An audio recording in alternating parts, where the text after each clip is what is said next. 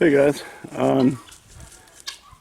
this video I'm showing you the area where I ran, and I've showed this before when we had the trench open and everything. We were running the power line and the water lines. Now, what I did, and I'll link this in a little box or whatever. I think it's up there in that side. Not sure, it may be that side, but anyway, it's going to be in one corner. I ran two lines out of the well house here. There was a little trench over here, and it come here, and then it went this way, and then it went up to the house. Well, the two water lines I ran out of the well house from the pump out to here, and I joined them into the one line out here. I cut it, and I put 290s, one of them going up to the cabin, and one of them coming back down here.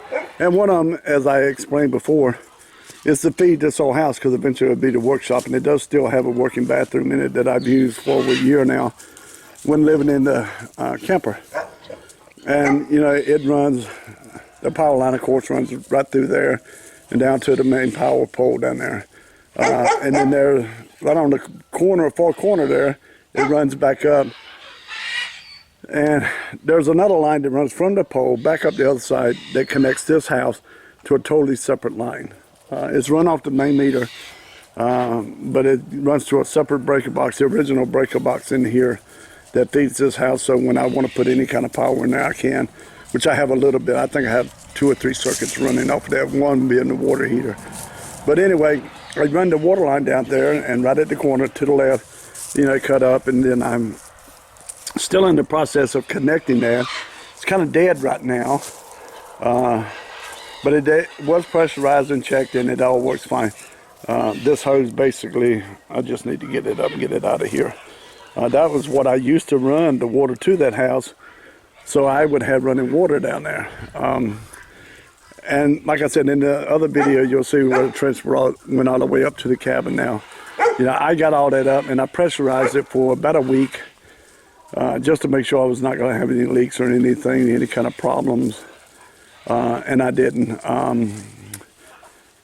So what I did, I just backfilled everything, and hopefully, mostly dirt went in first. I kind of went along with a shoveling a lot of dirt in, because I didn't want the rocks right down on top of the PVC line. But I'm sure there's some down there. And then I just took the tractor with the blade, and I just come along on both sides, backfilling, and then I just graded it out.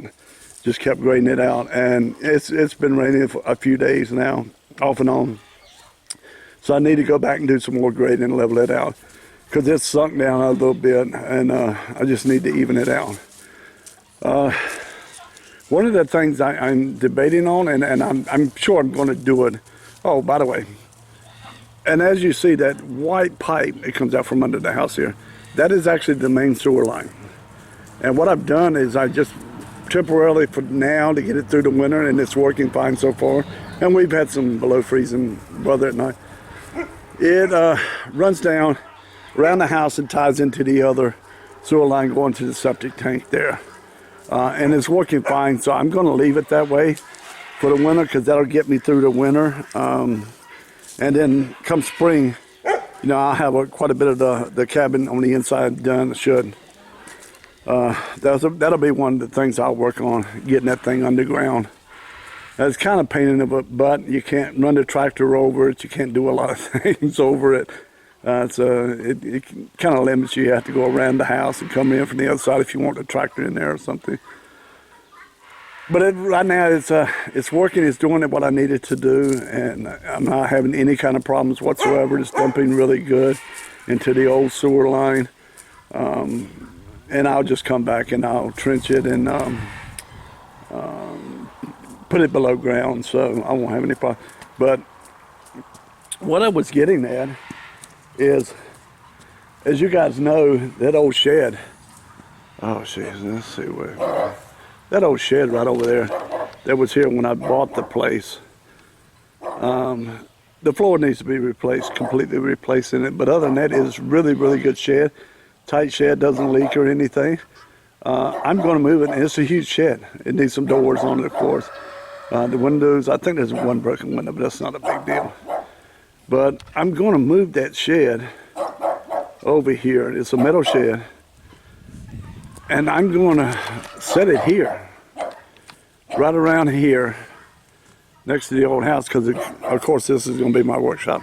And I'm going to set it somewhere right in here, but back a little bit.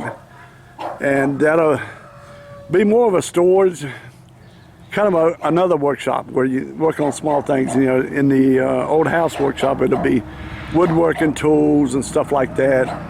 In here, you know, if you got to just repair something small or whatever, you'll have some tools and stuff in there.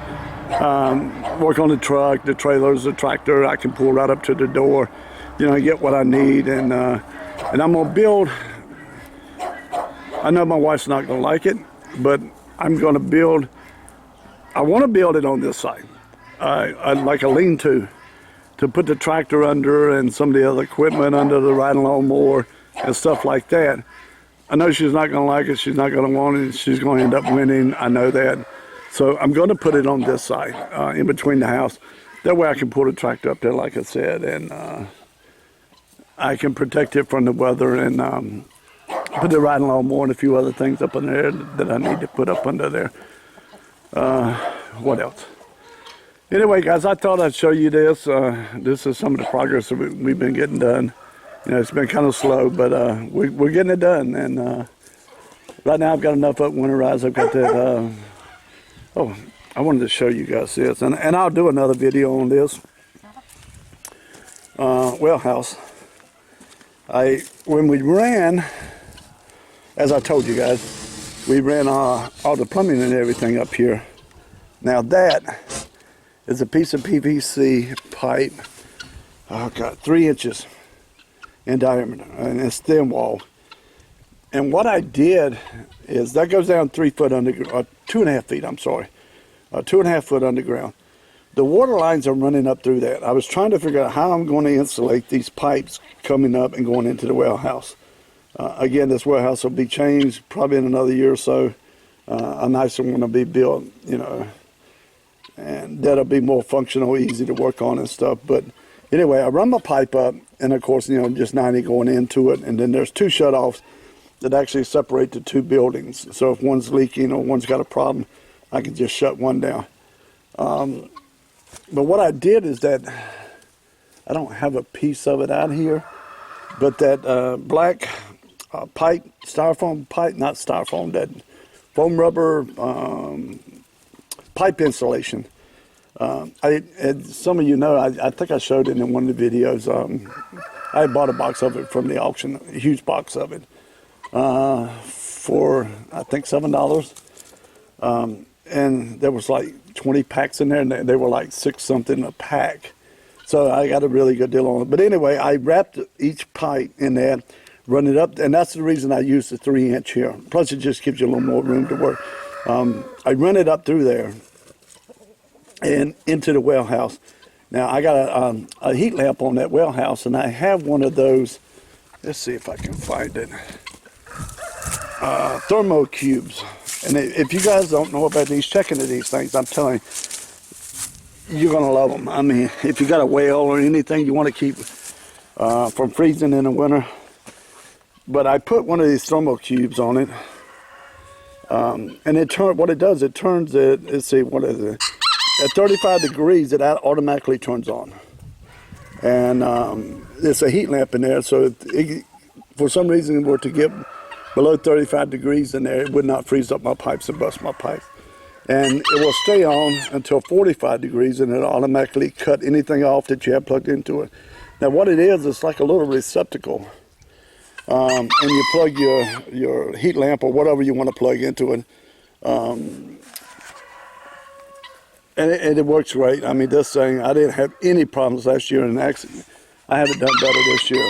But that, like I said, this pipe here has those foam rubber, I call it foam rubbers, I'm not sure, around the pipe. And then they run in to the well house. And what I've done on the inside, where that big piece of pipe goes in, I took a can of that foam insulation, because the pipe is open on the inside there. And I stuck it up in there, and I just filled it in really good.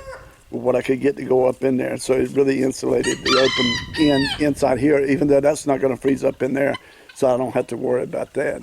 But I thought I'd show you this, guys, and like I said, that thermal cube, they may go by a couple of different names, and they're a little expensive, but I'm telling you, they work great.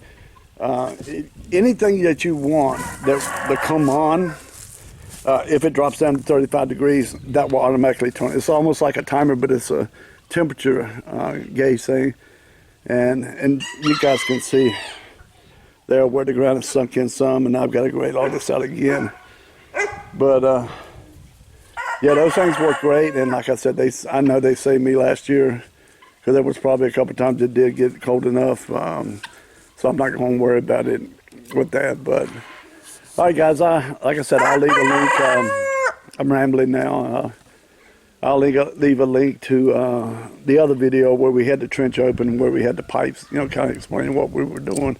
But so far we've had no freeze ups. I've insulated every pipe under the house before it went into the house. And I'll get up on there and show you guys some of the stuff that I actually did up on there, how I've done it. And as you can see my jumbo mess up under there, and a lot of my electrical wire. It's all stapled up under the cabin over here. Everything's stapled up until you get to right here.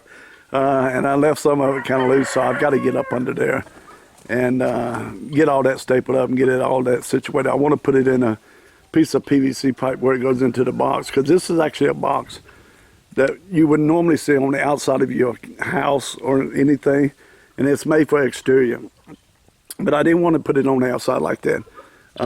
So I put it on the post down here. I built a thing that put it on the post, and you can see where the main line comes in at the bottom. Let me focus in a little bit. Maybe you guys can see it a little bit better. And you can see that, wrong way there. And you can see that piece of PVC pipe coming in. That's the main line, the big one there, that's coming in. That's actually feeding that box. That's feeding that whole cabin there. And then there's one, I think there's a couple of little smaller ones that are 1-inch pieces of pipe.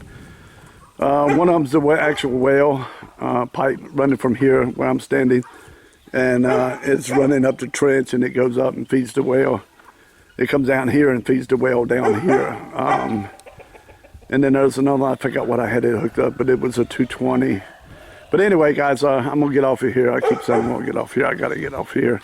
I got a ton of stuff to do. And but yeah, I appreciate you guys, and if you like the videos and want to see more videos, just click survive, and always, comment and like. All right, guys, have a great day.